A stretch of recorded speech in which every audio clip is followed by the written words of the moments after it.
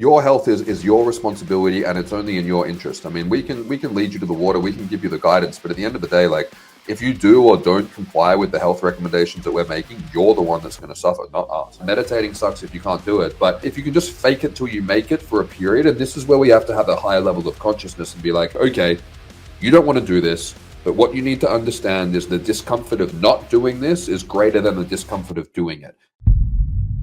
You know, for example, if I've started TRT, hopefully now I've got the foundation that now these healthy things I used to try will now work, or at least they'll start the recovery process. We're going in the right direction. That's that sort of idea. Yeah, it's a really good YouTube link to that one. Yeah, completely. And like, so as I said before, my background's in marketing, and my background's also in like punk rock and being defiant. Like, so if someone tells me to do something, I am not going to do it. Or if you tell me not to do something, I'm just like, yeah. Like, I just purely want to do it because you said not to do it. That's my personality type, and I don't have any shame in that. I like it. It's a lot more fun. So, but one thing in marketing that's very important when we're particularly looking at digital marketing is the most effective marketing strategies involve people when they don't realize they're being sold to.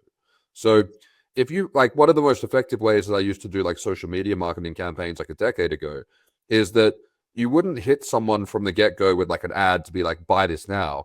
You'd hit them with a bunch of content to, you know, make them brand aware, warm them towards the brand, show them, you know, photos and people wearing the clothes, and you'd warm them over a period so that they would eventually make that purchase themselves. They didn't realize that they were being warmed throughout that process and led towards the sale because you never actually hit them with a buy now, buy now, buy now thing. That's what dudes are like with everything. So I think one of the best things that guys can do is sit down and go, okay, I am going to learn about this so that I can make my own decision and make the decision that is actually in my own best interest. And that, I think, is the most empowering thing for practitioners to do is if you're having issues with guys not listening or not being compliant, as opposed to telling them what to do, is going, here's all the information that you need. Here's all the resources in a way that you'll actually understand it. Go and make your own decision, but lead them towards actually making the right decision that's actually in their best interest. And that to me has been, you know, I guess how I've gotten to this point is I've just made heaps of content in that regard because it's just what works. And yeah, it's very important that guys feel in control of making their own decisions when it comes to their health. Yeah, understanding why what you're suggesting, you know, may make sense, but actually letting them go away and have a look at it and understand this is the biology or this is the reasons why we're suggesting it. Make your own decision at the end of the day because you are, you know, you're in charge of what you do really, but at least have the knowledge to say yes or no, basically, isn't it really?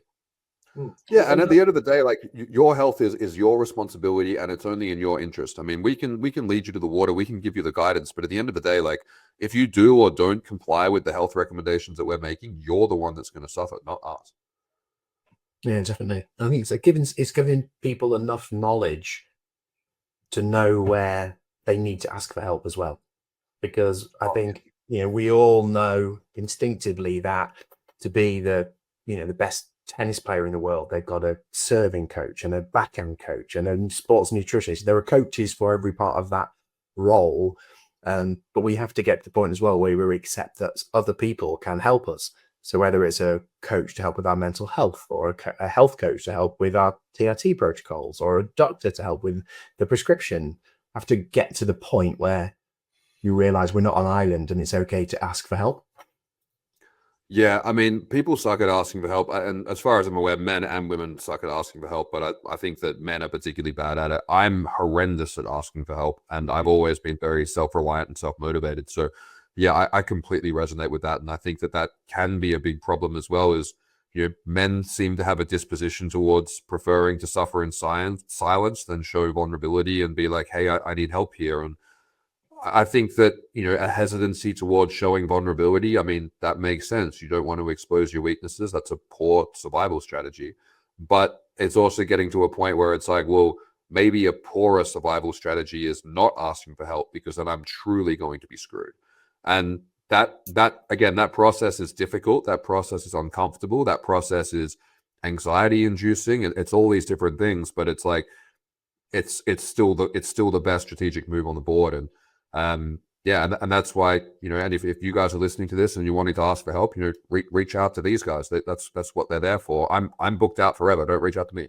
So, you know, I'm not selling anything. But yeah, we are in positions where it's like, okay, like we do need someone who can be emotionally removed from the situation as well, because we make bad decisions ourselves, because like we just make bad decisions. But if you can get someone who has expertise, who's emotionally removed, who actually has your best interest at heart, who's not just trying to sell you a bunch of shit to line their pocket, like that, you know, outsourcing that to someone who's an expert is going to have a much higher ROI, both in terms of the financial costs of you wasting a bunch of money on Amazon trying to solve the problem yourself, which is just not going to work out.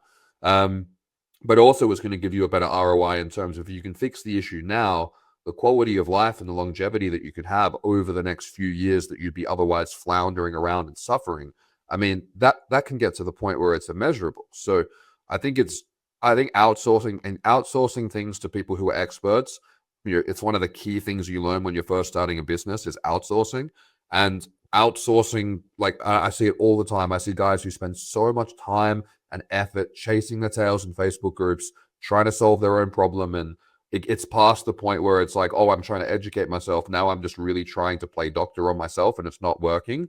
And there has to be a point where you go, hey, this is outside my pay grade. This is outside of my expertise. I need to get someone to help me with this. And then it's about finding people who are going to go, okay, well, who has the expertise? Who has my best interest at heart? And who's actually going to help me get to where I need to go? And that can be tricky. But fortunately, there's good podcasts like this. There's good people like this who you can reach out to. And yeah, I think that can be sometimes a thing that people look back on. And this is what I always get feedback on from my clients is when people are like, I wish I'd done this sooner. If you've just started TRT, it is completely normal to feel overwhelmed and confused. There's a lot of new territory to cover, and there is a lot of conflicting information. I wrote TRT 101 so that you can have everything that you need to know in an instruction manual in one place that you can refer back to, that you can have all the questions answered before they even come up. TRT 101 is my best practice approach for TRT from start to finish, and it contains everything that you need to avoid all the challenges and pitfalls that I've seen come up in my clients over the last 5 years. You can check it out via the link below. I like that thing you said before about what habit which I wish I'd started a year ago. That's a powerful question to pose someone, and we would all make different decisions. Yeah. We always think about that at night, don't you, as well? You always think, oh, I've got to stop doing that. Or, I wish I had started doing X, Y, or Z. It's a really good way of thinking about it. I like that. Yeah. Yeah. And the thing that you find as well, I mean, and, I think the biggest one that people, I was fortunate, I never really liked alcohol much. I just don't like the way it tastes. But the biggest one is people just need to stop the drugs, alcohol, junk food, and start moving more. Like that solves a huge amount of problems. And like what I said at Silverback, and I said it in one of the lectures online as well, is like, just do all the stuff your grandma would tell you to do. Like, it's very simple. Like, go outside more, stop playing too many video games, eat home-cooked food, go to bed early. Like, that kind of stuff, like, makes they're the biohacks. Like, they really are. They're just, you just can't sell them to people, so people don't talk about them. So, yeah, the habits one is so big because we are ultimately a product of just our day-to-day habits. And, we are who we are when no one's around. Like, you can put on a facade for your fucking wife or your girlfriend or your friends or whatever, but like it's what you do when you're by yourself, and it's what you do like day to day that really adds up over time. And yeah, people are completely guilty of being like, oh, I wish I need to stop doing that. I need to stop doing that. And what you find, from experience is that like if you can just push past the discomfort of the first like 10, 20 days of adopting a habit, all of a sudden it becomes much easier, like way easier. Like cardio sucks if you're unfit, stretching sucks if you're tight, meditating sucks if you can't do it. But if you stick it, if you can just fake it till you make it for a period, and this is where we have to have a higher level of consciousness and be like, okay, like, and this is where your observer has to speak to your ego and go, okay, you don't want to do this, but what you need to understand is the discomfort of not doing this is greater than the discomfort of doing it. It's just that we're front loading the discomfort if we do it now rather than spreading it out chronically over time. So, but what you also need to understand is if you front load the discomfort now, you're going to net much less discomfort over time, because then it's actually going to start to feel good. And then you're actually going to start the problems that are keeping you awake at night in the first place. And that's where you just have to pull rank over yourself and go, okay, cut the shit, pull your finger out and do what you need to do. And it's not that hard. It's really not. It's just uncomfortable. I love that. Yeah, cut the shit. Sometimes we just need a boot up the backside or whatever. Just like listen to this. You know, yeah, you got to have a boot up the backside, and you got to be able to give yourself a boot up the backside, because like one thing is like, you know, I didn't have a strong masculine male role model growing up, like, and a lot of people don't, and that sucks. But also, like, what you can do is go, okay, well, do I have negative role models? Do I have people who I don't want to end up like? What do they do? Okay, I'm going to do the inversion of that. I'm going to do the opposite of that. Use that as I think that's an even more powerful motivator to be like, oh, okay, well, if I do what these negative role models do, I'm going to end up like them, and I don't want that.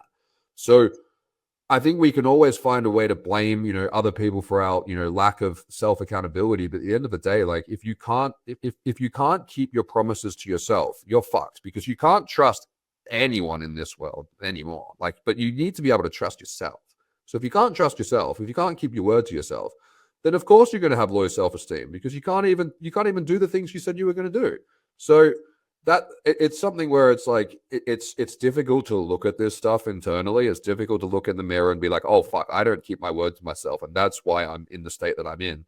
But it's also empowering, because you're like, well, I can make that change today. Like, it's cliche and it's corny, but like, it is never too late to fix this stuff. And you can go all in, like, especially if it's something that's made you super uncomfortable. Like, there is nothing stop, like, getting out of bed. Like, you know, over here, it's, you know, consistently sub-0 Celsius. Like, it is fucking freezing outside. I still get up early every morning and do my mobility and do my exercises and go for a walk. Even when I have a call at 5 a.m, I've got a head torch and I've got spikes on my shoes. I've got multiple torches so I can go out in the snow and get my steps in. Because those are the routines that I need to adopt to feel the way I feel and live the way I want to live. And I have to lead from the front, because I've got a bunch of guys who follow me. And that, I just made it a priority. I made it important. And every morning when that alarm goes off, I do not want to get up at all, especially because I sleep with the window open here. So it's fucking freezing in my room. But I still do it because I didn't do it for a long time, and then I suffered the consequence of that. It's like if you wake up one morning and, like, if you're binge drinking, which you shouldn't be, but let's say you still are, sort that out. And you go, oh, I'm never drinking again. And then the next weekend rolls around and you're like, oh, I'm going to get on some booze, get on the piss. And you wake up the next morning, you go, oh, fuck, I'm never drinking again. Like, at some point, you should go, oh, I'm never drinking again, and actually never drink again, because you've touched the stove enough times to go, oh, it's hot, I'm not going to do this. And sticking to that for the first few weekends, when, you know, either you're going out with a bunch of degenerates or you're staying at home and not going out, like, yeah, it's uncomfortable, but it's not that hard. Like, getting up when the alarm goes off, it's not that hard to just swing your legs out of bed and stand up and just not go back to sleep. Like, it's not that difficult. But doing it consistently over time, especially when your willpower is low first thing in the morning or at the end of the day, yeah, it can be subjectively difficult, sure. But if you're finding that difficult, then maybe you need to go and do something way harder acutely, so that by association, that's easy. Like, I'm a huge fan of training Muay Thai. I am the worst Muay Thai fighter in the world. For the amount of time I've been doing Muay Thai, I am terrible, because I've got all these, you know, injuries from my brain injury, plus I just genuinely am uncoordinated. I'm not good at it. But that's why I keep doing it, because it's the hardest thing I do all week. I train with an exceptional coach who holds me accountable, who pushes me to a point that I usually have to tap. And by association, everything that I do over the course of the week is easier. And so that's just set a higher threshold, because I'm like, well, I can handle this, but I continuously lean into this, and I continuously show up every week and do this, because it's important to be able to set a benchmark for going, this is how much stress and this is how much shit I can handle and keep my cool. So that way, when the alarm goes off in the morning, or I've got a bunch of, you know, business fires to put out, or, you know, whatever happens, I'm like, yeah, this is uncomfortable and difficult, but it's not as hard as violence. And I think that's really important. I think that if the hardest thing you have to overcome is getting up early when your alarm goes off, you need to go and do something harder. One of the biggest secrets that I come to in the later lectures, which I'll share now, is that the way to avoid side effects on TRT and the way to achieve what you're hoping to achieve is that you have to live in the way that you would be producing the amount of testosterone that you're injecting if your system was working properly. Personally, I would take a suboptimal